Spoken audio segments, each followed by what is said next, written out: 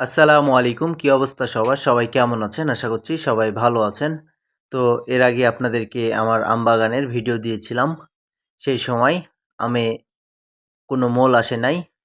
তখনকার একটি ভিডিও দিয়েছিলাম। তো পরে এই ভিডিওটি তৈরি করেছি। আলহামদুলিল্লাহ অনেক সুন্দর মোল এসেছে। তো এবার অন্যবারের তুলনায় যতটুকু হোক কিছু আম হবে আর কি। অনেক ভালো লাগতেছে দেখার পর।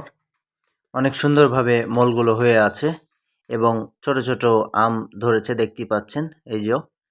তো আপনাদের আম বাগানের কি অবস্থা আপনারা সবাই কমেন্টে জানাবেন। আপনাদের কার কার আম বাগান আছে, আমের কি অবস্থা জানাবেন এবং আম কত বড় বড় হয়েছে এখন বর্তমানে তা জানাবেন এবং আপনারা কি বীজ প্রয়োগ করছেন এটাও কমেন্টে জানাবেন। তাহলে আমরা ওইগুলো ভেবে দেখব ওইগুলো প্রয়োগ করা যায় কি না।